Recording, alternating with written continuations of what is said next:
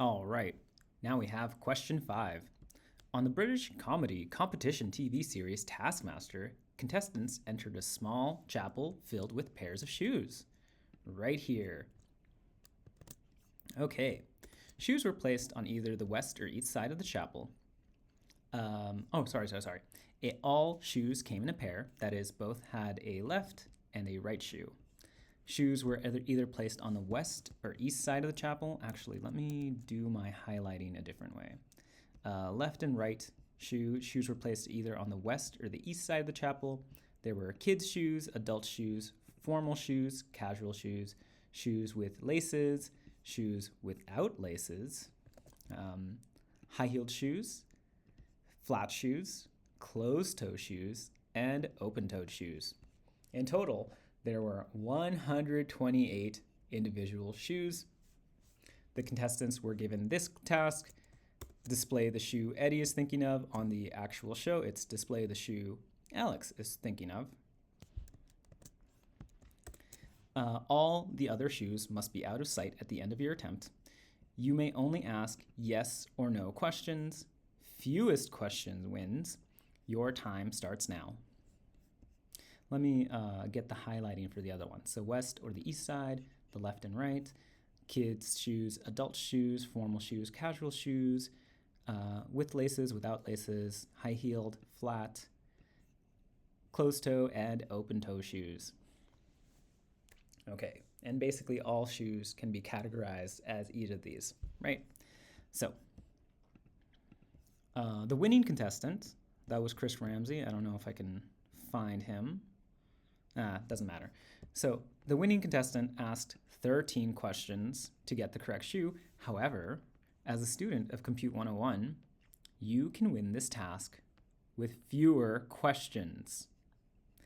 So, which algorithm from Compute 101 will you use to win this task? The way that I've described it to you, I don't actually know how many shoes there were in this actual TV show. I'm guessing around 100 because Alex does say, the guy on the show who set out the task, he does say what the minimum amount of questions is, and it actually lines up with the theory here. So you should be looking at the number 128 and be highly suspicious about it, right? 128 is a power of 2. That means there's probably going to be some dividing by 2 here. Hey, what's an algorithm? A search algorithm that divides the searching space in half every time, works with powers of 2. Well, that of course is binary search, right? So which algorithm did you learn? It's binary search. When I watched this task, this is one of my favorite television shows. I very much enjoy this show. When I first watched this task, immediately I'm like, binary search. Like, it is so clear to me that you must use binary search. But of course that is because I'm a weird nerd that has a PhD in computing science. Hopefully some of that weird nerd behavior has transferred over to you, at least for as long as you have to do the Compute 101 final. All right. So, okay, it is binary search, but how are you supposed to do it, right? How are you supposed to do it in fewer than 13 questions? Well, let's list all the questions you would ask to win this task, right? It's about splitting the search space in half, right? That's what binary search is all about. So shoes were placed on either the west side or the east side of the chapel. We're going to start off by saying, question 1. Let me get this down here. Okay, question 1, right? Is it on the, so it's got to be a yes or no question, so I'll phrase it that way. Is it on the east side, right? Once you do that, if you were actually playing along with Taskmaster, you would then have to, the contestants would then have to throw the shoes out of the window. You don't have to do that on the final. Don't worry about that. So it's on the east side. Whatever the answer is, you discard all the rest of the shoes, and that's it, right? The next question is it kid's shoe or an adult shoe? So you could just say, is it a kid's shoe, right? And if it is, then you discard all the adult shoes, right? Otherwise, you discard all the kids' shoes. Okay, question number 3. Is it a formal shoe? Or is it a trainer, as they would say in Taskmaster? It is from the UK.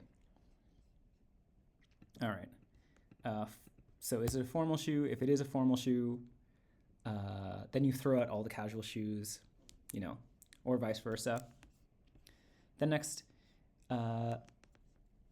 does it have laces or does it not have laces? So we'll just ask, does it have laces?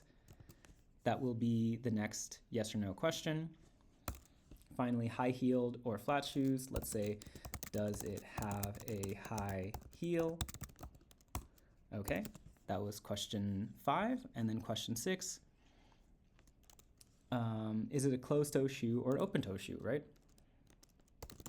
Is it open-toed? Is it an open-toed shoe? Okay, and recall, we're looking not for a pair shoe, we're looking for exactly one shoe, right? So at this point, if we've asked all these questions, we've discarded almost all the shoes, and we're left with one pair of shoes. Our final question, is it a left or a right shoe? So is it a left shoe? So that is 7 questions, right? 1, 2, 3, 4, 5, 6, 7. Binary questions, yes or no questions. And that is, in fact, the minimum amount that you need to do binary search. And that is, in fact, what Alex on the show says. This would actually legitimately work on Taskmaster. And the question is why. Explain why it's possible to get the correct answer in the number of guesses that you did. Use computational complexity, big O notation to justify your answer. Right. Well, binary search repeatedly, I can't spell repeatedly, divides the search space in half.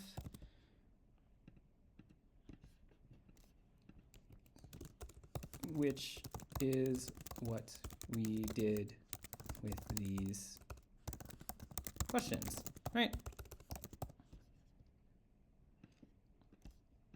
Okay, this process is,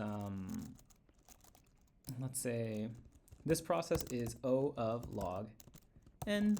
The explanation, you don't have to provide me why it's O of log n, you just can say it is O of log n, which means that it will take at most log n comparisons. Well, let's look at that number, right? 128, the log of 128, the base 2 log. So I'm just going to write that. The base 2 log of 128 is equal to 7, which is the amount of questions. So yeah, this algorithm, dividing things in half, you can get to an answer in log 2 of n, which in this case is 7. So we have 128 shoes, we have 7 questions. That is it. That is binary search.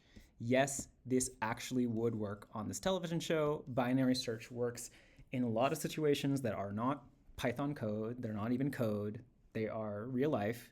You can use it to sort through exams. You can use it to sort through items in a library. Binary search is great. Apply it in your everyday life. That was question 5. That was all the questions on the exam. I will ask yet another goofy question like this that has nothing to do with computers. And the answer is probably going to be, an algorithm like binary search, maybe selection sort, bubble sort. We'll see. So that is it. Good luck on your exam.